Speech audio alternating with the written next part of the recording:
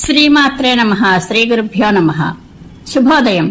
కార్తీక మాసం సందర్భంగా మాసమంతా శివానందలహరి పఠించి ఆ పఠనం వలన కలిగే ఆ ఆనందానుభూతిని అందరితో పంచుకోవాలనే ఆకాంక్షతో ప్రారంభించిన శివానందలహరి పారాయణం మాతాపితరుల శ్రీ మీనాక్షి సుందరేశ్వరుల మరియు జగద్గురు శ్రీ ఆదిశంకరాచార్యుల వారి సంపూర్ణ అనుగ్రహంతో అందరి అభిమానములతో కార్తీక మాసంలోనే సంపూర్ణమైనది.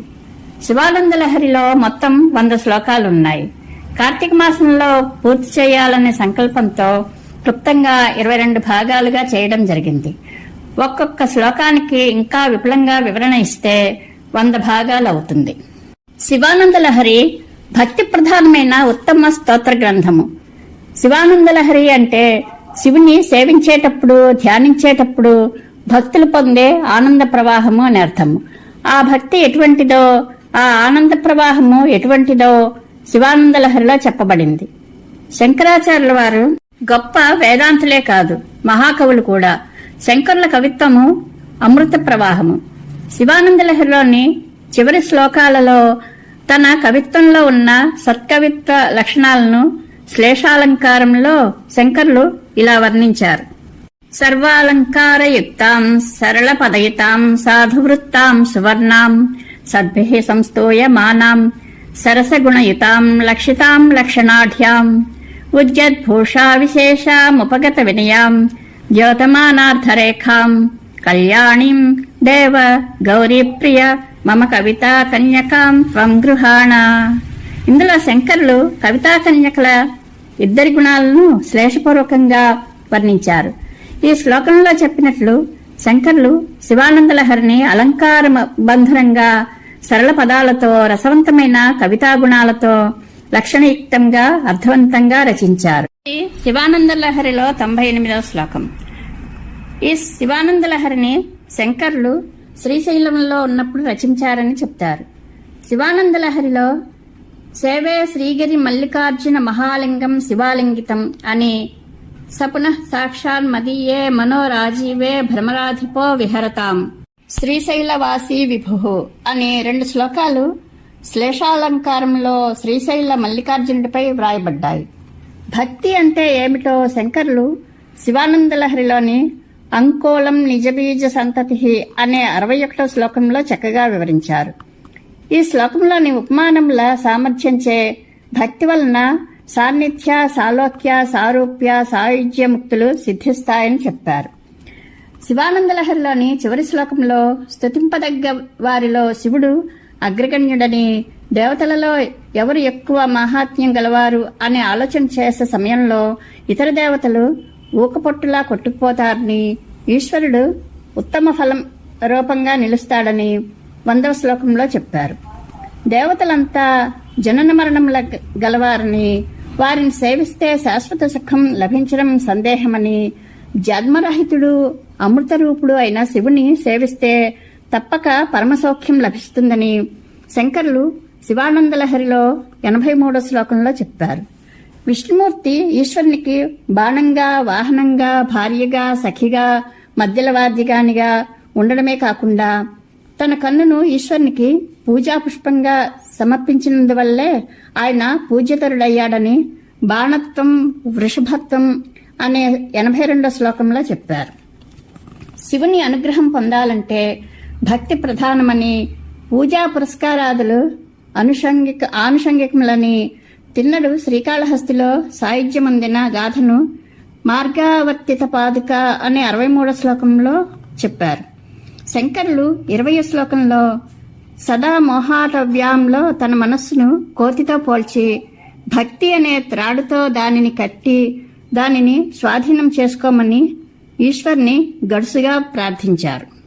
శివుని పూజకు పుష్పాలను సంపాదించడానికి అడవులలో సరస్సులలో తిరగడం కన్నా తన మనస్సు అనే పుష్పాన్ని శివునకు అర్పించడం ముఖ్యమని గభీరే కాసారే అనే 9వ శ్లోకంలో శంకరులు చెప్పారు. కొందరు శివానుగ్రహ సంపాదన కోసం బ్రహ్మచర్యాశ్రమాన్నో సన్యాసాశ్రమాన్నో స్వీకరిస్తారు. శంకరులు ఆశ్రమ స్వీకారం ముఖ్యం కాదని, తమ హృదయాన్ని శివాధీనం చేయడం ముఖ్యమని 11వ శ్లోకం వటుర్వా గేహీవా అనే శ్లోకంలో చెప్పారు. అలాగే జీవులు పూర్వజన్మ కర్మఫలంగా నరులుగానో దేవతలుగానో పశుపక్షులుగానో పుడతారు. జీవులు శివపాద పద్మాలను స్మరించడంలో ఆసక్తులైతే వారు ఏ ఉపాధిని పొందినా నష్టం లేదని శంకర్లు 10వ శ్లోకం నరత్వం అనే దానిలో చెప్పారు. క్షుద్రఫలాలను ఇచ్చే ఇతర దేవతలను ఆరాధించడం కన్నా త్రిమూర్తులకును దుర్లభమైన శివపాదములను సేవించడం మంచిదని సహస్రం వర్తంతే అనే 4వ శ్లోకంలో శంకర్లు మనకు ఉపదేశం చేశారు. శంకరాచార్యుల వారు అక్కడక్కడ తమ కవితా చాతుర్యం చూపిస్తూ వ్యాజస్థుతులు చేస్తారు. అవి పైకి శివుని ఎత్తిపొడిచినట్లు నిందవలే కనిపిస్తాయి. వాటి భావాలను పరిశీలిస్తే పాఠకులను అవి ఆనంద సముద్రంలో ముంచుతాయి. ఓ ఈశ్వర, నీకు నమస్కారాల వల్ల, స్తోత్రాల వల్ల, పూజా ధ్యానాల వల్ల తృప్తి కలగడం లేదు. నీకు బాణాల దెబ్బలు, రోకలి పోట్లు ఇష్టమైతే చెప్పు, అలాగే సమర్పిస్తాను అని నతిభిర్నుతిభి అనే 89వ శ్లోకంలో చెప్పారు. ఆ శ్లోకం పాఠకులకు నవ్వు తెప్పిస్తుంది. అలాగే ఈశ్వర, నీకు గరళము ఆహారము, పాములు ఆభరణాలు, చర్మము వస్త్రము, ముసలి ఎద్దు వాహనము, ఇంక నీవు నాకేమి ఇస్తావు? నీ పాదముల యందు భక్తిని ఇయ్యి అని అసనం గరళం అన్న 87వ శ్లోకంలో చమత్కారంగా చెప్పి శంకర్లు శివపాద భక్తిని కోరుకున్నారు. ఈశ్వర, అన్నీ నీకే ఉన్నాయి, నేను నీకు ఏమి ఇచ్చి తృప్తిపరచగలను అని చమత్కారంగా కరస్థే హేమాద్రౌ అనే 27వ శ్లోకంలో చెప్పారు. ఆచార్యుల వారి భావములు భక్తి భరితములై ఉంటాయి. అంతేకాదు ఉదాత్తములుగా కవితా కమనీయంగా కూడా ఉంటాయి. సూర్యుడు ఒక్కడు లోకములను చీకటిని ఛేదించి కంటికి కనబడుతున్నాడు. ఈశ్వర, నీవు కోటి సూర్యుల కాంతి కలవాడవైనా నా కంటికి నీవు కనబడడం లేదు. బహుశా నన్ను ఆవరించిన అజ్ఞానాంధకారము బాగా దట్టముగా ఉండి ఉంటుంది. దాన్ని తొలగించి నా యందు అనుగ్రహం చూపించు అని ఏకో వారిజ బాంధవః అనే 58వ శ్లోకంలో పరమ రమణీయంగా చెప్పారు. శివుడు కైలాస పర్వతంపై రాళ్లపై తిరుగుతున్నాడు. శివునికి దివ్య భవనాలు లేవా అంటే ఉన్నాయి. మరెందుకు శివుడు అక్కడ తిరుగుతున్నాడు అనే ప్రశ్నకు శంకర్లు చక్కని కారణం చెప్పారు. ఈ భక్తుడు మరలా జన్మిస్తాడు. ఇతడి మనస్సు కఠినము. ఎప్పుడైనా ఈ భక్తుడు నన్ను స్మరిస్తాడు. అప్పుడు అతడి మనస్సులో నేను విహరించవలసి వస్తుంది. అందుచేత ఇప్పటి నుండి నేను కఠిన శిలలపై నడవడం అభ్యాసం చేసుకోవడం మంచిది అని ఆలోచించి శివుడు కైలాస పర్వతం రాళ్లపై నృత్యం అభ్యసిస్తున్నాడట. ఈ భావాన్ని శంకర్లు ఏష్యత్యేషజనిం అనే 80వ శ్లోకంలో అందంగా చెప్పారు. ఈ శ్లోకము మానవుల మనఃకాఠిన్యాన్ని, పరమేశ్వరుని భక్తరక్షణ పరాయణత్వాన్ని ఎంతో చక్కగా చమత్కారంగా వెల్లడిస్తోంది. శివానందలహరిలో ఎన్నో అలంకారాలు ఉన్నాయి. ఈ స్తోత్రము శంకర్లు చెప్పినట్లు సర్వాలంకారయుక్తము. ఇందులో ఉపమలు, రూపకాలు, ఉత్ప్రేక్షలు, శ్లేషలు, అర్థాంతరన్యాసములు, వక్రోక్తులు ఉన్నాయి. ఈ శ్లోకాలలోని శివుని గూర్చి వాడిన విశేషణాలు శివుని రూపాన్ని వర్ణించేవి. అందులో కొన్ని పరబ్రహ్మతత్వ సూచకాలు, సాభిప్రాయములు. శివుడు త్రయీవేద్యుడు, చిదాలంబుడు, మహాదేవేశుడు, సర్వజ్ఞుడు, నిత్యానంద రసాలయుడు. శివుని వర్ణించే జిహ్వయే జిహ్వ, ఆయనను దర్శించే నయనములే నయనములు, ఆయనను స్మరించేవాడే ధన్యుడు. సారసనాతే నయనే తావేవ కరౌ సయేవ కృతకృత్యః యాయేయో భర్గం వదతి క్షేతే సదార్చతః స్మరతి. ఇది 94వ శ్లోకం. శంకర్లు ఈ శ్లోకంలో చెప్పినట్లు ఈశ్వర్ని చెప్పేదే నాలుక, ఈశ్వర్ని చూచేవే నేత్రాలు, ఈశ్వర్ని పూజించేవే చేతులు, ఈశ్వర్ని స్మరించేవాడే భక్తుడు. శంకర్లు ఈ క్రింది శ్లోకంలో ఈశ్వరుడు దీనబంధువు అని, ఈశ్వరుడు దీనుడైన తనను తప్పక రక్షించాలని చెప్పారు. ఇది 14వ శ్లోకం. ప్రభుస్తం దీనానాం ఖలు పరమబంధు పశుపతే ప్రముఖ్యోహం తేషామపి కిముత బంధుత్వమనయోః త్వయైవ క్షంతవ్యాః శివ మదపరాధాశ్చ సకలాః ప్రయత్నాత్ కర్తవ్యం మదవనమియం బంధు సరణిః.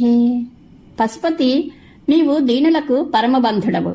నేను అటువంటి దీనులలో అగ్రగణ్యుడిని. ఇంతకన్నా మన ఇద్దరికీ బంధుత్వం ఏమి కావాలి? శివ, నేను చేసే అపరాధాలనన్నింటినీ నీవే క్షమించాలి. నీవే నన్ను ప్రయత్నించి రక్షించాలి. అప్పుడే మన బంధుత్వము సార్థకం అవుతుంది. ఇది ఎంత రసవంతమైన భావనయో కదా. దేవాదిదేవుడైన శివుడిని చేరుకోవలసిన అవసరాన్ని, అందుకు మార్గాన్ని శివానందలహరి మనకు చూపిస్తుంది. శివానందలహరి 22 భాగాలు భ్రమరవాణి ఛానల్ ప్లేలిస్ట్లో ఉన్నాయి. శివానందలహరి చదివినా విన్నా కలిగే ఆనందానుభూతిని స్వయంగా ఆస్వాదించవలసినదే. శ్రీ మంగళంపల్లి బాలమురళి గారు పాడిన శివానందలహరి రికార్డింగ్ ఉంది. శివానందలహరి స్తోత్రం యొక్క అర్థం తెలుసుకుని వింటే పరమేశ్వరుడు మనకు ఎదురుగా సాక్షాత్కరించిన అనుభూతి కలుగుతుంది. ఇది స్వానుభవం.